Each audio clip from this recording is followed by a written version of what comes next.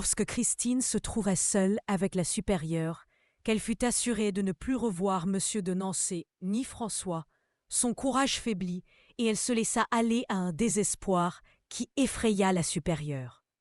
Elle parla à Christine, mais Christine ne l'entendait pas. Elle la raisonna, l'encouragea, mais ses paroles n'arrivaient pas jusqu'au cœur désolé de Christine.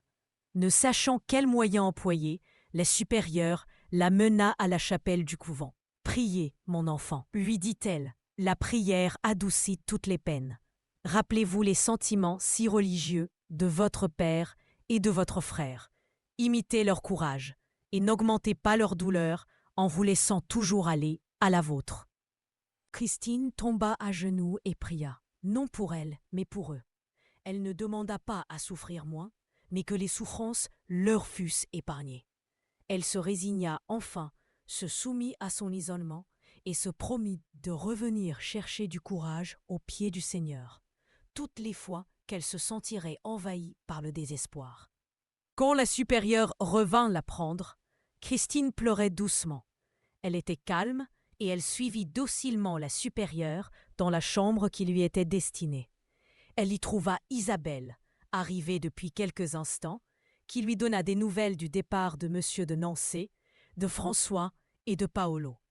Elle lui redit les paroles de Paolo, lui peignit la douleur et l'abattement de François et de son père. Christine trouva une grande consolation à se retrouver avec Isabelle, qui partageait ses sentiments douloureux et ses affections. Les premiers jours se traînèrent péniblement. Christine n'avait pas encore de lettres. Elle écrivait tous les jours et reçut enfin une première lettre de François. Lui aussi était triste, se sentait isolé et malheureux. Le lendemain, Monsieur de Nancé lui donna quelques détails sur leur établissement. Et la correspondance continua ainsi, animée et intéressante. 6 mois après, Madame de Sémiane revint chez elle après une absence de 6 années. Son premier soin fut d'aller voir sa nièce et de lui mener Bernard et Gabrielle. Les 2 cousines ne se reconnurent pas tant elles étaient métamorphosées. Gabrielle était aussi grande que Christine, des yeux noirs et vifs, les traits délicats. C'était une fort jolie personne. Bernard était devenu un grand garçon de 19 ans, bon, intelligent, raisonnable, mais un peu paresseux pour le travail de collège. Il était très bon musicien, il peignait remarquablement bien, et avec ses 2 talents, il prétendait pouvoir se passer de grec et de latin. Leur joie de revoir Christine réjouit un peu le cœur de la pauvre délaissée. Ils causèrent, ou plutôt parlèrent, sans arrêter pendant 1 heure et demie, que se prolongea la visite de Madame de Sémiane. Christine écouta beaucoup et parla peu. Sa tante l'observait attentivement et avec intérêt. « Ma pauvre Christine, lui dit-elle en se levant pour partir, qu'est devenu ton rire joyeux, ta gaieté d'autrefois? Tu as le regard malheureux, le sourire triste, presque douloureux. Es-tu malheureuse au couvent, mon enfant? Je t'emmènerai de suite chez moi, si c'est ainsi. » Christine embrassa sa tante et pleura doucement, mais amèrement, dans ses bras. « Madame de Sémiane, viens, ma pauvre enfant. C'est affreux de t'avoir enfermée dans cette prison. Tu vas venir chez moi. Christine, je vous remercie, ma bonne tante. Ce n'est pas le couvent qui fait couler mes larmes. J'y suis aussi heureuse que je puis l'être, séparée de ceux que j'aime tendrement, passionnément, de ceux qui m'ont recueillie, élevée, aimée, rendue si heureuse pendant 8 ans. C'est Monsieur de Nancé qui m'a placée ici, et j'y resterai tant qu'il désirera que j'y reste. Je pleure leur absence. Loin de mon père et de mon frère, il n'y a pour moi que tristesse et isolement. Madame de Sémiane, tu ne nous aimes donc plus, Christine? Christine, je vous aime et vous aimerai toujours, mais pas de même. Je ne puis exprimer ce que je sens, mais ce n'est pas la même chose. Je puis vivre sans vous, je ne me sens pas la force de vivre loin d'eux. Madame de Sémiane, oui, je comprends. Tes lettres à Gabrielle étaient pleines de tendresse pour Monsieur de Nancé et pour François. Comment est-il, ce bon petit François? Christine, vivement. Toujours aussi bon, aussi dévoué, aussi aimable. Madame de Sémiane, oui, mais sa taille, son infirmité? Christine, il est grandi, mais son ancienneté reste toujours la même. Madame de Sémian, quel âge a-t-il donc maintenant? Christine, il a 21 ans depuis 3 mois. Madame de Sémian, écoute ma petite Christine, je comprends ton chagrin, mais il ne faut pas l'augmenter par la vie d'ermite que tu mènes au couvent. Tu aimes Gabriel et Bernard, ils t'aiment beaucoup. Il se faut une fête de t'avoir et tu vas venir passer quelque temps avec nous.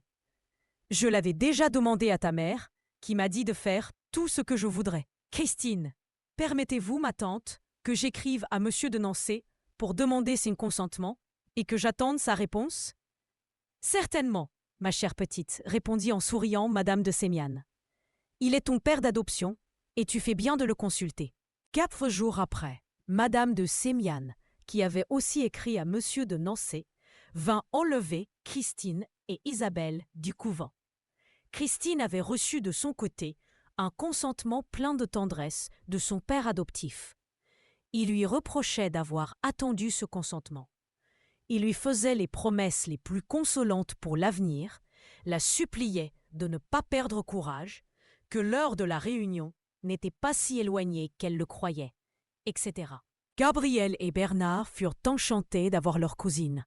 Christine elle-même fut distraite forcément de son chagrin par la gaieté de ses cousins, par les soins affectueux de son oncle et de sa tante. Elle retrouvait sans cesse des souvenirs de François et des jours heureux qu'elle avait passés avec lui dans son enfance. Gabriel, voyant le charme que trouvait Christine à tout ce qui la ramenait à François et à monsieur de Nancy, et trouvant elle-même un vif plaisir à rappeler cet heureux temps, en parlait sans cesse. Elle questionna beaucoup Christine sur la vie qu'elle menait à Nancy, s'étonnait qu'elle y eût trouvé de l'agrément. Parlait de Paolo, de Maurice, demandait des détails sur sa maladie et sa mort. Ce qui est surprenant, dit Christine, c'est qu'on n'ait jamais su comment lui et Adolphe se sont trouvés tout en haut, dans une mansarde, pendant l'incendie du château des Guibert. Gabriel, on le sait très bien. Adolphe l'a raconté à Bernard. Tu sais qu'ils avaient si bien dîné qu'ils se sont trouvés malades après et puis qu'ils étaient de mauvaise humeur. Ils sont restés au salon. Maurice avait découvert un paquet de cigarettes oubliées sur la cheminée. Il engagea Adolphe à les fumer. Ils allumèrent leurs cigarettes et jetèrent les allumettes sans penser à les éteindre, derrière un rideau de mousseline qui prit feu immédiatement. Ne pouvant l'éteindre et voyant s'enflammer la tenture de mousseline qui recouvrait les murs, ils furent saisis de frayeur. Ils n'osèrent pas s'échapper par les salons et le vestibule, craignant d'être rencontrés par les domestiques et d'être accusés d'avoir mis le feu. Ils aperçurent une porte au fond du salon. Ils s'y précipitèrent. Elle donnait sur un petit escalier intérieur qu'ils montèrent. Ils arrivèrent à une mansarde où ils se crurent en sûreté, pensant que l'incendie serait éteint avant d'avoir gagné les étages supérieurs. Ce ne fut que lorsque les flammes pénétrèrent dans leur mansarde qu'ils cherchèrent à redescendre. Mais les escaliers étaient tout en feu. Et ils se précipitèrent à la fenêtre en criant au secours. Avant qu'on eût exécuté les ordres de monsieur de Nancy, ils furent très brûlés. Surtout le pauvre Maurice, qui cherchait de temps en temps à s'échapper à travers les flammes. Je m'étonne que Maurice ne voulait pas raconter pendant qu'il était chez vous. Christine, François s'était aperçu que Maurice n'aimait pas à parler et à entendre parler de ce terrible événement, et il ne lui en a jamais rien dit. Gabriel, mais toi, tu aurais pu le questionner. Christine, non, François m'avait dit de ne pas lui en parler. Christine trouvait dans l'amitié de Gabriel et de Bernard et dans l'affection compatissante de monsieur et madame de Sémian un grand adoucissement à son chagrin. Elle voyait sans peine, comme sans plaisir, quelques voisins de campagne que recevait souvent madame de Sémian. Les Guibert y venaient très souvent. Adolphe prétendait être fort lié avec Bernard, Gabriel et Christine. Il faisait le beau, l'aimable, se moquait de tout le voisinage et avait souvent des prises avec Christine, qui, toujours bonne, défendait vivement les absents et ripostait à Adolphe de manière à lui fermer la bouche. Elle ne supportait pas surtout qu'il se permît la moindre plaisanterie sur Maurice, dont elle prit une fois la défense avec tant de tendresse, de pitié, d'animation, qu'Adolphe fut atterré. Chacun blâma sa cruelle attaque contre un frère mort et approuva la courageuse défense de Christine. Ces querelles fréquentes, bien loin d'éloigner Adolphe de Christine, la lui rendirent au contraire plus agréable. Il vint de plus en plus chez madame de Sémiane, s'occupa de plus en plus de Christine, qui restait froide et indifférente. Enfin, un jour, il pria madame de Sémiane de lui accorder un entretien particulier, et, après quelques phrases polies, il lui demanda la main de Christine. « Madame de Sémiane, c'est pas moi qui dispose de la main de ma nièce, mon cher Adolphe, c'est elle-même avant tout. Ensuite, ce sont ses parents, et enfin, et dominant tout, c'est monsieur de Nancé, qu'elle a adopté pour père et qu'elle aime avec une tendresse extraordinaire. Adolphe, puis commencez par Christine elle-même. Chère madame, ayez la bonté de lui parler aujourd'hui et de me faire savoir de suite où je dois adresser ma lettre de demande à monsieur et à madame Desormes. Madame de Sémiane, je ferai ce que vous désirez, Adolphe, mais je ne suis pas aussi certaine que vous du succès de votre demande. Adolphe. Oh, madame, vous plaisantez. Une pauvre fille abandonnée par ses parents, élevée par un étranger, avec un vilain bossu pour tout divertissement, enfermée ensuite dans un couvent, est trop heureuse qu'on veuille lui donner une position agréable et indépendante en l'épousant.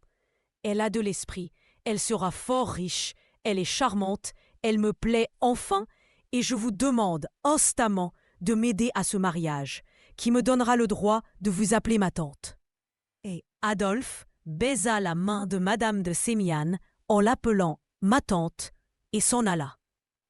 Madame de Sémiane hocha la tête et fit appeler Christine, à laquelle elle communiqua la demande d'Adolphe.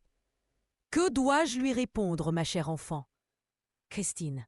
« Ayez la bonté de lui dire, ma tante, que je le remercie beaucoup de sa demande, mais que je la refuse absolument. » Madame de Sémiane. « Pourquoi, Christine ?»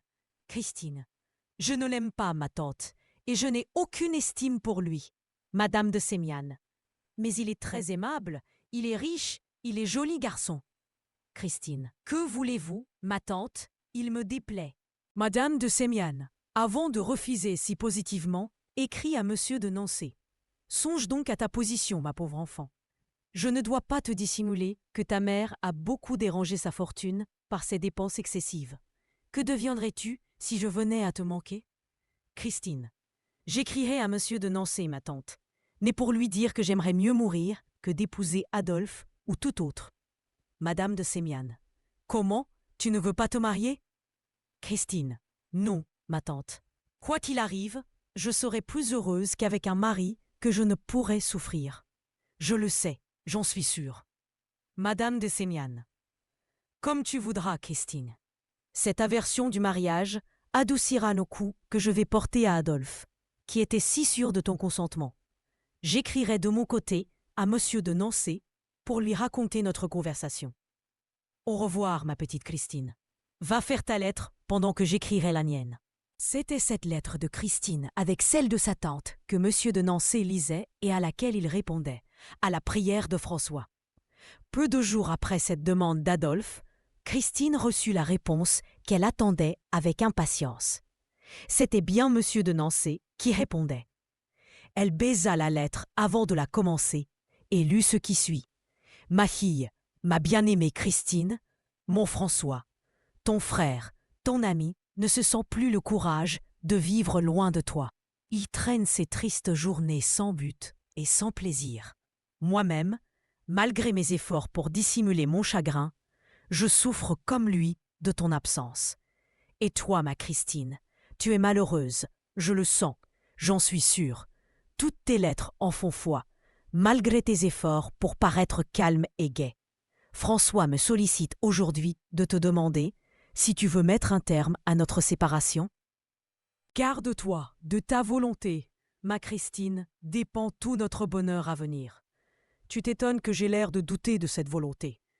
Mais laisse-moi te dire à quel prix, par quel sacrifice peut s'opérer notre réunion. J'ose à peine te l'écrire, ma chère enfant, si dévouée, si aimante. Veux-tu devenir ma vraie fille en devenant la femme de mon François?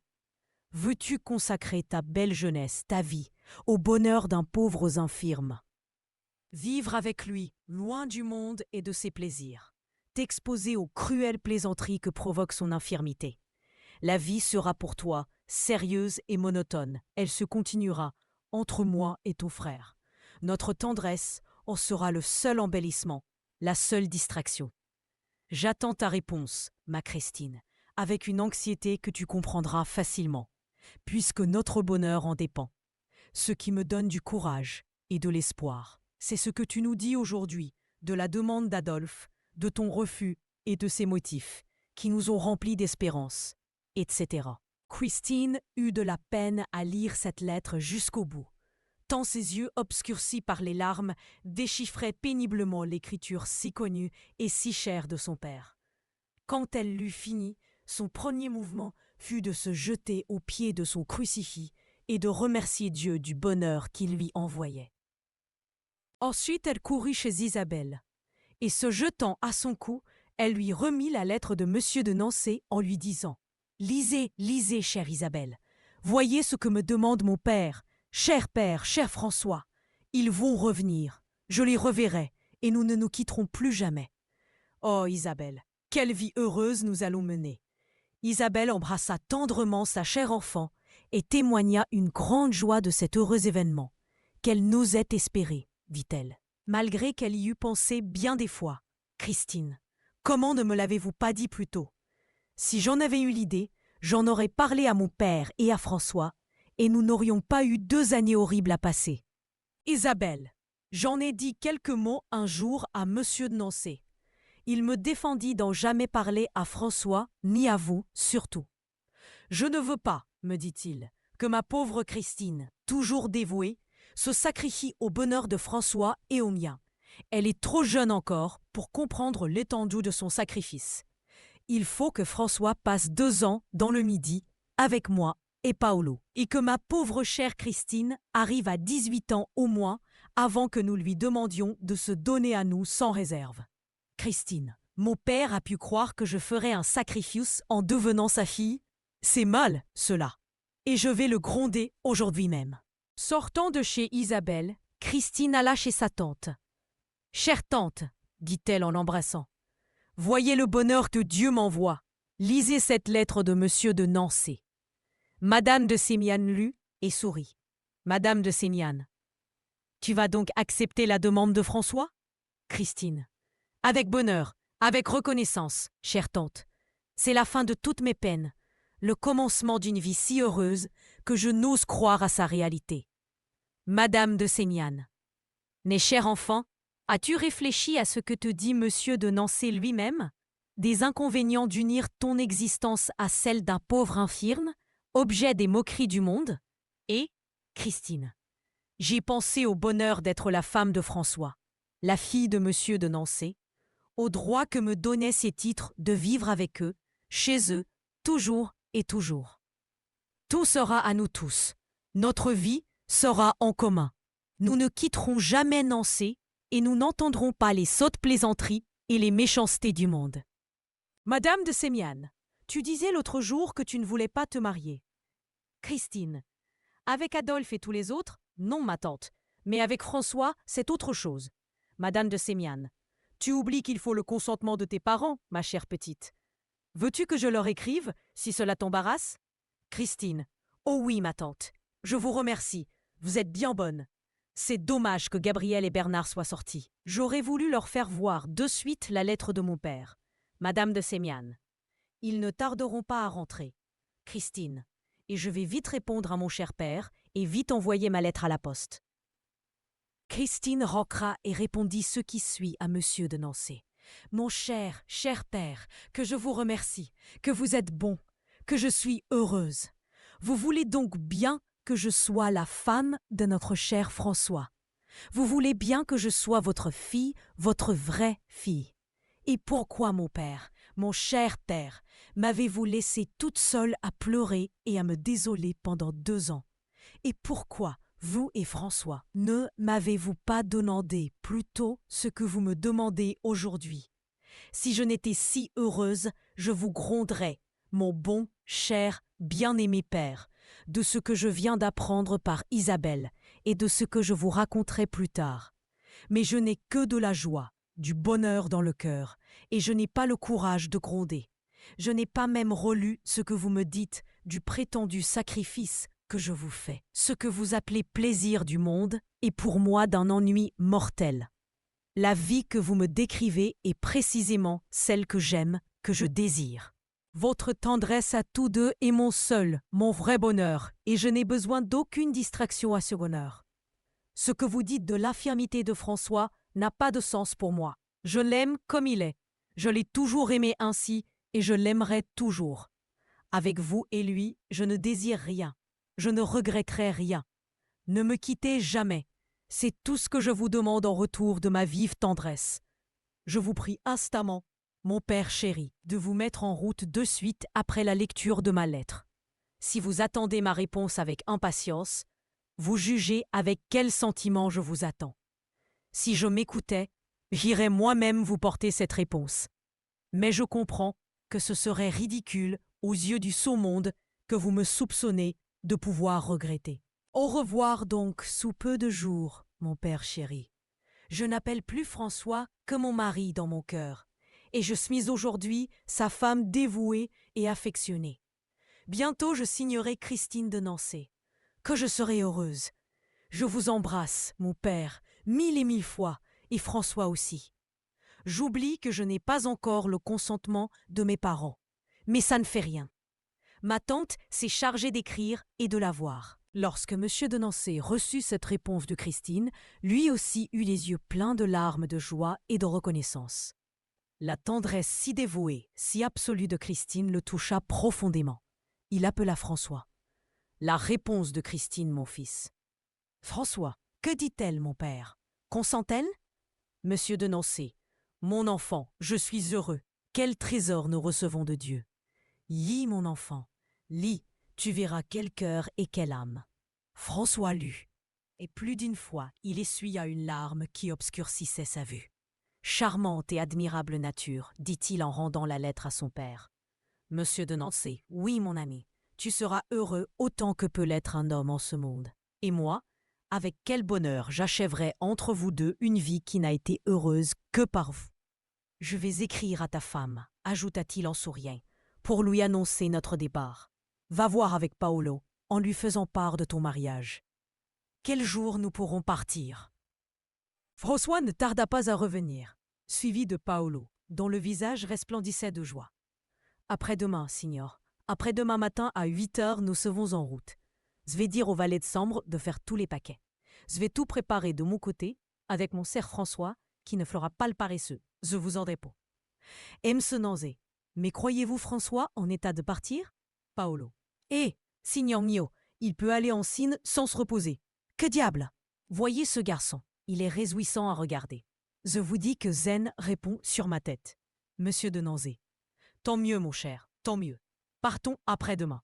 Envoyez-moi le valet de chambre, je vais lui faire payer tous mes fournisseurs et faire prévenir le cuisinier pour qu'il se tienne prêt à partir avant nous. Allons, mon François, emballons, rangeons, et n'oublie pas les marbres et les curiosités destinées à Christine. Monsieur de Nancy et Paolo commencèrent leurs préparatifs de départ.